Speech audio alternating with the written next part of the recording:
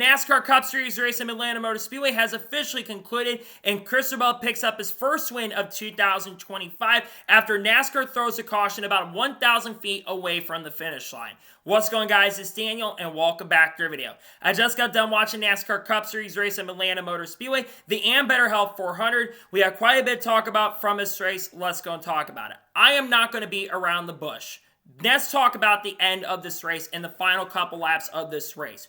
We went back green with 2 laps to go in the event. Kyle Larson, who had caused the most previous incident with about 5 laps to go in the race, forcing Austin in the wall. That brought out the caution previously, and NASCAR went to overtime with Kyle Larson on the outside and Ross Chastain on the inside. Going down the back straightaway, everyone pushing really hard and battling really hard going down the back straightaway. And going into turn number 3, Christopher Bell would get an absolute masterclass and a really great run and would make the move to the inside to get to the inside of Kyle Larson as it came down the front straightaway. Ross Chastain would get put up the wall a little bit. You had Carson Osbar up there in position, and going down the front straightaway, you'd be side by side between Christopher Bell and Kyle Larson. Christopher Bell would be able to clear for a second, but then going down the back straightaway, the big one would strike coming down the back. Josh Berry would end up getting crashed, and a couple other cars end up crashing, including Brian Priest, Justin Haley, Shane Van Gisbergen, and Joey Logano. Austin Dillon and Tyler Reddick would all get caught up in the wreck. But as this is going on, you have an incredible 3-wide finish that is potentially being set up between Christopher Bell and Carson Osavar, who we'll talk about a little bit later, and Kyle Larson. As they're going into turn number 3, they're 3 wide, but NASCAR throws the caution 1,000 feet away from the finish line. Christopher Bell has the advantage, and coming off the corner, Christopher Bell is able to pick up his first win of 2025 and his 10th career NASCAR Cup Series win. Now look, NASCAR told a lot of people and told a lot of drivers before the race began that they were not planning to let it go green if a wreck was happening on the back straightaway. But I think in this case, in this situation, especially after the wreck that we saw today, I think they should have let it go green. Maybe it doesn't change the outcome. Maybe it doesn't. But he had an awesome 3-wide finish that was happening. It was just going to be like last year. It's not going to probably be as close as what we saw, but it was an absolute amazing race setting up for the checker flag. And once again, NASCAR calls another caution that did not need to happen right there.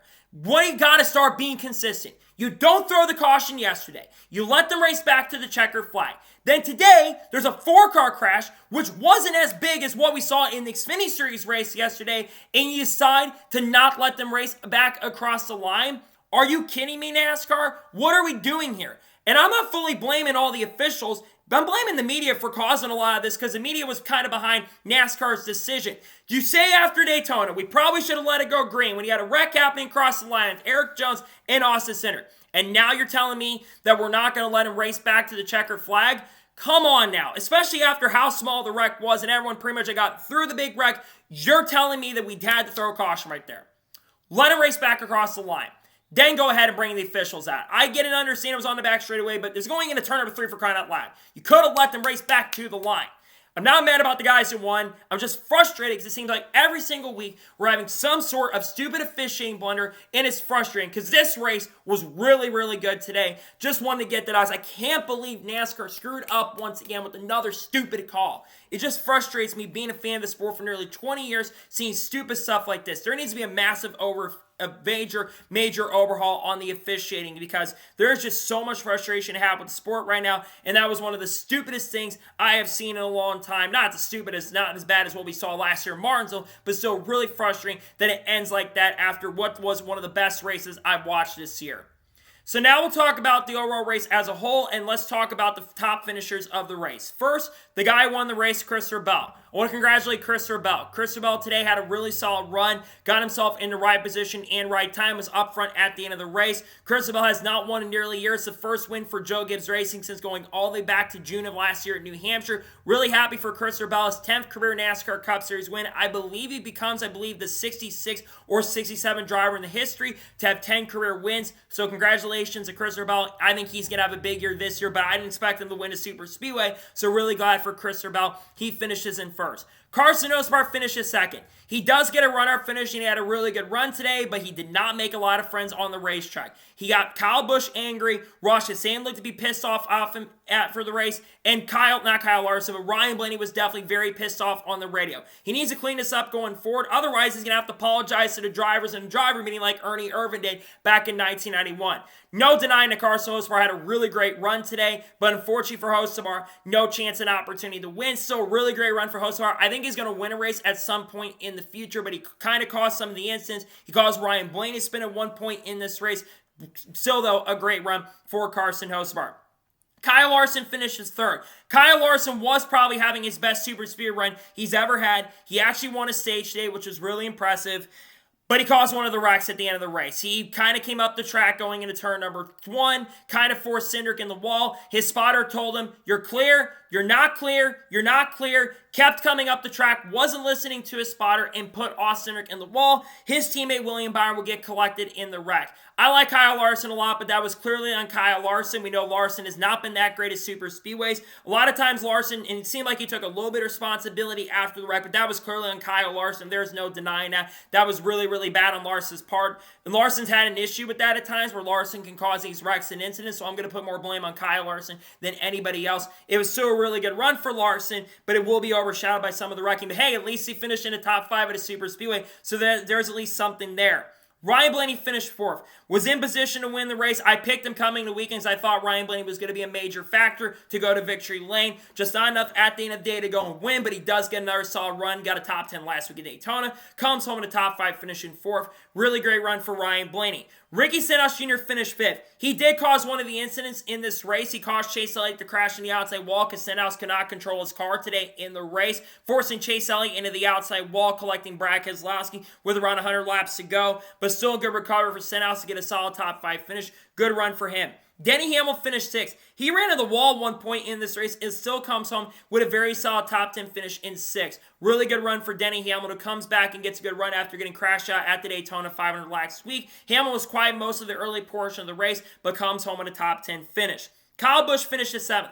I think Kyle Busch probably had the fastest Chevrolet most of this race. He just lost a lot of track position at the end and never had a chance and opportunity to get back up front. So a really good recovery day. I thought he was going to have a chance to win. A good run for Kyle nonetheless, and led a ton of laps as well today. He finishes in 7th.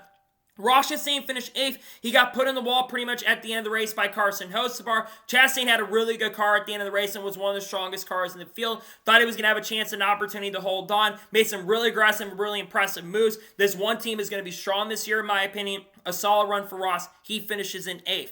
Bubba Wallace finishes 9th.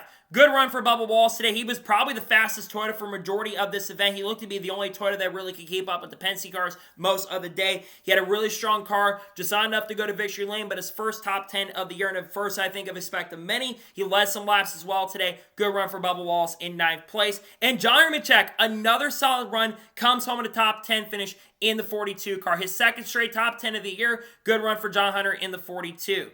Zane Smith finishes 11th. Solid day for Zane. Almost got caught up in that big wreck that took place around 100 laps to go. Zane had a solid car today. Comes home with a top 15 finish. Good run for Zane Smith. Joe Logano finished 12th. Logano had the fastest car in the first half of this race, really the first 2/3. Lost a lot of track position after they decided to come down pit road at the end of stage number 2, and a lot of guys stayed out like Shane Van Gisbergen and Ross Chastain. Logano never recovered from that. His car just never seemed to be good once he lost the clean air. He finished 12th. He still comes home with a top 15 finish, but it definitely could have been a lot better, despite probably having one of the strongest cars in the field.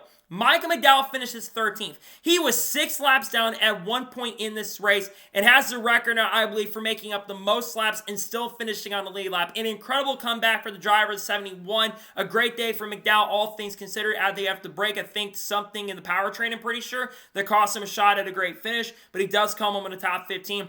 Solid day for Michael McDowell. AJ Allmendinger finishes 14th. Todd Gillen finished 15th. He went a couple laps down after, or we didn't go a lap down actually, but he had some issues. Basically had a tire that went down. He comes home with a top 15 finish. Solid recovery for him. Austin Dillon finished 16th. Riley Hurst finished 17th. Ryan Preece finishes 18th. Tyler Reddick had one of the stronger cars in the field today. He finishes 19th. Chase Briscoe finished 20th. 21st place finisher Bijan McLeod. Shane Van Gisbergen finished 22nd. I was really impressed with some of the moves that Shane Van Gisbergen was making. He led a couple laps today in the race as well. I don't think he got the finish he deserved. He came down pit road at the end to try to get some fresh tires. I think he did have a top 10 or top 15 car in the race today. It looked like he was going to have a chance at that. He still does get a top 25, but got caught up in the final wreck today.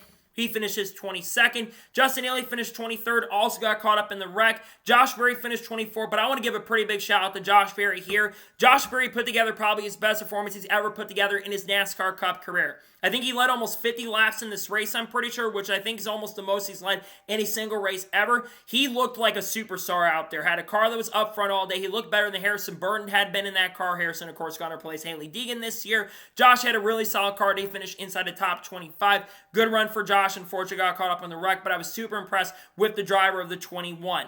Chase Elliott finished 25th. He got back up on the lead lap. His car looked really good in the second half of the race, but after Stenhouse tried to almost put him in the wall near the end of the event, he finished 25th, went multiple laps down, but still recovered to finish inside the top 25. Alex Bowman finished 26th. He got caught up in the wreck with Chris Buescher near the end of the event after I think there was some guys that got loose and some guys getting tight and stuff. He finished 26th. William Byron, who had one of the stronger cars in the field today, after winning the 500 last week, he got caught up in the wreck with Cindric, finished 27th. Austin Cindric finished 20th. I feel bad for Austin Cindric, and going back to that incident with Kyle Larson, that was clearly Kyle Larson's fault. Larson just made a really bonehead move over there, in my opinion, to get up and put Cindric in the wall. Tough break for Cindric. He had probably the strongest car near the end of the event. Just tough break there, but I think Cindric has shown a lot of potential these first couple weeks. Almost led the most laps. Got nothing to show for at the end of the day. Ty Dillon finished 29th. He had a flat tire early in the race, brought out the first caution for incident. Had a flat tire at the beginning of stage number 2. That would take him out of contention early. Chris Buescher, after getting caught up in the wreck with Alex Bowman, he finished 30th. Eric Jones finished 31st. He got spun by somebody going down the back straightaway about 100 laps in the event. He finished 31st. Ty Gibbs, who got caught up in the big crash down the front straightaway with about 100 or 20 to go, he finished 32nd. Daniel Suarez finished 33rd. Tough break for Suarez. Suarez just never had the pace and speed, which was really surprising. You know, there's obviously a lot of talk about his future currently at the moment right now, if he's going to be back with Trackhouse Racing next year. Just a tough day for Daniel Suarez. He was really down on himself. I can't put full blame on Suarez for the incident there. That's not all on Suarez. I'm putting more blame on Riley Hurst for not knowing how to keep his car straight at the end there, but still a tough day for Suarez, who's been really good at this track. Just a bad way to go out. He finished 33rd. Noah Gragson finished 34th. Cody Ware finished 35th. Cole Custer finished 36th. J.J. Yeley finished 37th. 38th place finisher Corey LaJoie got caught up in the Brad Keselowski crash. Brad Keselowski finished in 39th and in last place. So now, let's talk about the overall race as a whole. I'll give my scoring thoughts on today's race. If we take away from NASCAR's bad officiating call at the end of this event, I thought this is the best race of the year so far for the NASCAR Cup Series. And Atlanta continues to prove that it is the best super speedway race on the calendar. I believe we broke the record for most lead changes at Atlanta Motor Speedway for the Cup Series. Had 48 or 49, which is more than what we had last year. Guys can make moves if they wanted to. Early in the race, I was a little worried they were going to be top on the single file, and it really was like that in the beginning of the race. But I think everyone was really biding their time, and once all the aggression started picking up, it made for a really exciting and fun event. Those few laps before the Ryan Blaney spin was absolutely incredible. Those last 10, 15 laps prior to that crash were awesome. And until that last lap, the race was really, really good in my opinion. It wasn't as good as last year's race with the 3-wide photo finish, but it still was a really, really good race. Had it been without the call, I'd probably give this race overall a 9.5 out of 10. But I'm going to drop the score a little bit with NASCAR's bad officiating call, but not too much. I'm going to give today's race overall a 9 out of 10. Despite that I'm really, really frustrated with NASCAR's really bad officiating, I'm going to give today's race a 9 out of 10. I thought today's race was really exciting and a really fun race. It sucks the ending ended the way it did, because it was a really frustrating ending to a really solid race in my opinion, but still it was a really good race and definitely better than the Daytona 500 in my opinion. Before I go, I want to talk about Fox real quick. Good Lord, Fox's coverage today was absolutely atrocious and absolutely abysmal. I've tried to avoid covering Fox, and I've praised Fox in recent weeks for some of the things they've done. I've been praising him for the side-by-side during on Fox, and I think they've done a decent job on that. I think the booth has honestly not been horrendous this year. Clint Boyer still needs to shut up a little bit more, but Clint Boyer hasn't been awful this year. Mike Joy and Kevin Harvick still do a really good job. But good Lord, I don't know who's directing the broadcast over Fox right now, but absolutely, that hurt my enjoyment of this race because Fox was just completely all over the place in this race. And if they could find a way to have less of the ads, and there were times where they were cutting away. There was one section of this race where Corey Heim got put up on screen when they were talking about a Toyota cutaway car. They cut to Corey Heim, for crying out loud. When they were doing the pit stops and showing the pit crew for William Byron, they cut out Jamie Little. Fox needs to get it together. I've talked about how bad Fox is. I look at how the CW does their coverage, and I've praised the CW for how good their coverage is because it's just miles better. If they were as good as CW, I wouldn't be complaining. But Fox, get it together. It's really frustrating watching these broadcasts. And I don't think your broadcast last week was awful, but you guys took major, major steps backwards. And when I watch the CW broadcast, they are just miles better. Just a frustrating ending to a solid race, in my opinion. And the broadcast just sucked today. It was really, really bad. And Fox, you guys need to overhaul really bad because it was just absolutely abysmal and absolutely atrocious, in my opinion. So, that is going to be it for the NASCAR Cup Series race review from Atlanta Motor Speedway. I want to thank you guys for watching. Please subscribe to the channel, notifications on, so if I win a video, it does go live on my channel. Follow me on Twitter, Facebook, and Instagram, and support me on Patreon as well. Let's go below that and comment your thoughts below on today's episode. Your thoughts on today's race, let me know below. Let me know your thoughts in the comments below. And congratulate Christopher Bell on picking up his first win of 2025. Let me know your thoughts in the comments below. Later tonight on the channel, I think I am going to do a Shane Van Gisbergen video on his performance at Atlanta Motor Speedway. Tomorrow, we're going to have a NASCAR news video discussing news over the course of the last couple days. On Tuesday, we are going to have a video talking about the entry list for the weekend at COTA. We might also have the Xfinity Series race picks as well. We've got news videos dropping throughout the week as we head to COTA. Content of people like Haley Deegan, Shane Van Gisbergen, Carl Hartz, Kurt Busch, Kyle Busch. We're going to talk more about Dodge. We're going to talk about Corey Heim a little bit more. We'll talk about Honda a little bit, Junior Motorsports, Connor Zillage, Matt Benedetto, Cletus Farm, Frankie Muniz, all the good stuff we'll be talking about on the channel really, really soon.